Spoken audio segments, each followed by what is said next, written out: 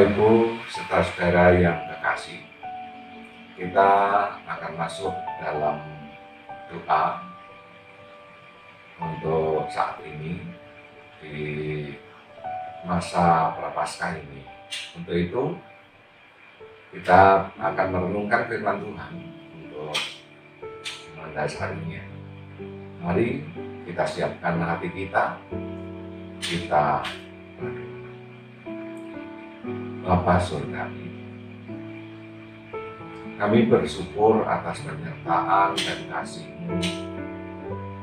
Engkau memberkati kami di sepanjang umur hidup kami. Dalam segala aktivitas kami, Engkau memberikan kepada kami kekuatan. Engkau menjaga kami. Itulah saat ini kami datang ke hadapan Tuhan. Kami ingin merenungkan firman-Mu untuk mendasari di dalam kami masing-masing berdoa. Untuk itu ya Tuhan, kami mohon Engkau menerangi hati pikiran kami, supaya kami mengerti akan sabda-Mu. Di dalam Yesus Kristus Tuhan Juru Selamat, kami berdoa bersyukur. Amin. Bapak Ibu yang kekasih, kita akan membaca firman Tuhan dari Ibrani pasalnya yang kedua ayat 10 sampai 18. Demikian. Sebab memang sesuai dengan keadaan Allah yang baginya dan olehnya segala sesuatu dijadikan, yaitu Allah yang membawa banyak orang kepada kemuliaan, juga menyempurnakan Yesus yang memimpin mereka kepada keselamatan dengan penderitaan. Sebab Ia yang menguduskan dan mereka yang dikuduskan, mereka semua berasal dari satu. Itulah sebabnya Ia tidak malu menyebut mereka saudara. Katanya, "Aku akan memberitakan kepadamu, kepada saudara-saudaraku, dan memuji Engkau di tengah-tengah jemaat, dan lagi, aku akan menaruh kepercayaan kepadanya, dan lagi sesungguhnya, inilah aku dan anak-anak yang telah diberikan Allah kepadaku, karena anak-anak itu adalah anak-anak dari darah dan daging, maka Ia juga menjadi sama dengan mereka dan mendapat bagian dalam keadaan mereka, supaya oleh kematiannya Ia memusnahkan dia, yaitu iblis, yang berkuasa atas maut, dan supaya dengan jalan demikian Ia membebaskan mereka yang seumur hidupnya berada dalam perhambaan oleh karena takutnya kepada maut. Sebab sesungguhnya bukan malaikat-malaikat yang dikasihani, tetapi keturunan Abraham yang Ia kasihani. Itulah sebabnya maka dalam segala hal Ia harus disamakan dengan saudara-saudaranya, supaya Ia menjadi imam besar yang menaruh belas kasihan dan yang setia kepada Allah untuk mendamaikan dosa seluruh bangsa. Sebab oleh karena Ia sendiri telah menderita karena pencobaan, maka Ia dapat menolong mereka yang dicobai."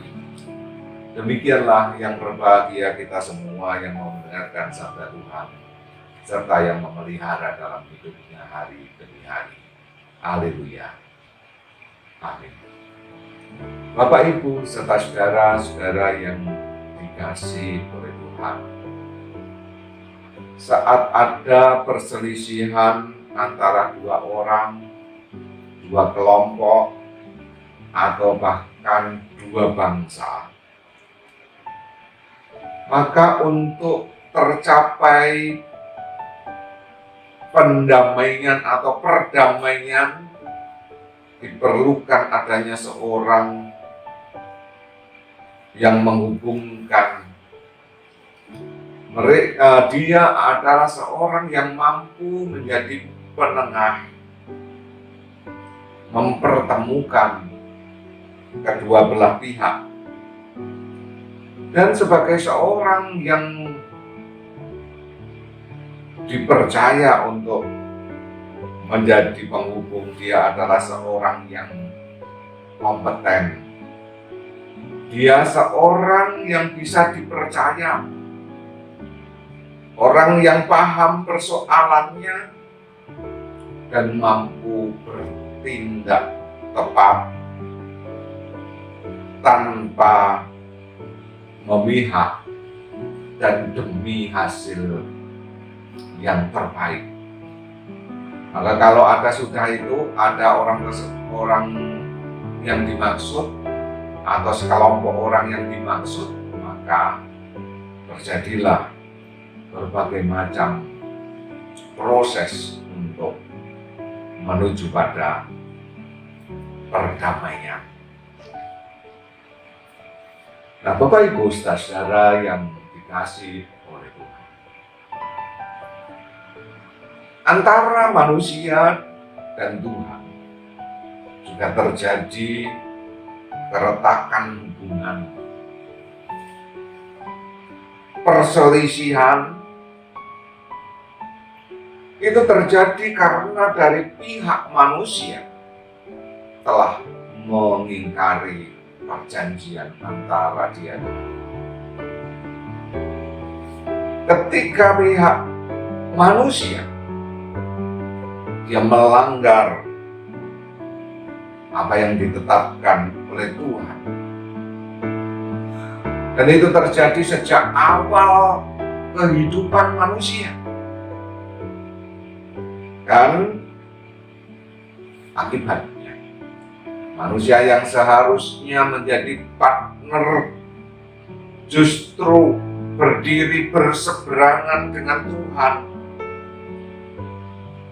dan bahkan menjadi mitra untuk yang lain, dikuasai oleh dosa, dikuasai oleh maut, jadi hamba dosa, hamba maut, menjadi hamba iblis. Dan untuk melepaskan manusia yang ada dalam belenggu kuasa kegelapan ini tidaklah mudah. Berulang kali telah dilakukan upaya dan itu tidak menemukan hasil.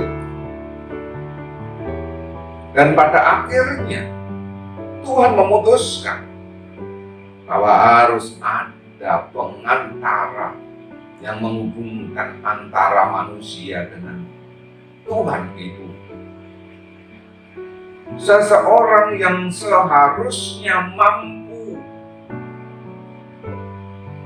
kedapatan kompeten, seorang yang setia, taat, dan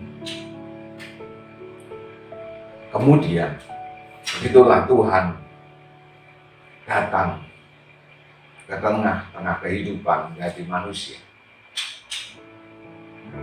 Sebab dia harus merasakan juga bagaimana dia mengalami penderitaan, sehingga dia bisa mengeluarkan manusia yang ada dalam penderitaan dan pencobaan. Dia harus memahami persoalan manusia. Begitulah Tuhan datang menjadi pengantara. Yesus datang menjadi pengantara antara Allah dan manusia, menjadi imam besar yang menghubungkan kembali antara kita dengan Tuhan. Dan itu terjadi dari pihak Tuhan yang mau mengutus Tuhan Yesus Kristus untuk memperdamaikan dengan dirinya. Begitu istimewanya manusia. Istimewa. Sehingga Tuhan sendiri berkenan melakukannya karena memang Tuhan mengasihi manusia. Dan begitulah kemudian dilakukan perdamaian. Tuhan menjadi pengantara dan memperbarui perjanjian antara Tuhan dan manusia. Kemudian kita yang dijadikan oleh Tuhan, anak-anaknya diperdamaikan kembali, dipulihkan menjadi keluarga Allah. Dan untuk itu bisa kita terima dengan ketika kita mau membuka hati, ketika kita tidak mengeraskan hati kita, kita kemudian percaya, meneguhkan iman tanpa ragu, kemudian taat, setia kepada Tuhan. Hari ini kita ada dalam masa prapaskah. Kita menghayati bagaimana Tuhan yang menjadi pengantara kita, menebus kita, memperdamaikan kita. Dan pulihnya hubungan antara kita dengan Tuhan. Itu yang seharusnya kemudian memulihkan kembali hubungan kita dengan sesama kita. Mari dalam masa-masa di mana kita telah diperdamaikan oleh Tuhan ini, kita berdamai dengan diri kita, kita berdamai dengan sesama kita. Tuhan memberkati kita semua. Amin. Demikian Bapak Ibu untuk menghantar doa kita. Kami persilakan Bapak Ibu bisa menyampaikan doa Bapak Ibu serta saudara-saudara ke hadapan Tuhan, apa yang menjadi pergumulan, baik itu kehidupan kita, pergumulan keluarga, pergumulan di tengah pekerjaan, di tengah persekutuan, dan juga di tengah bangsa negara ini. Selamat memasuki doa. Tuhan memberkati.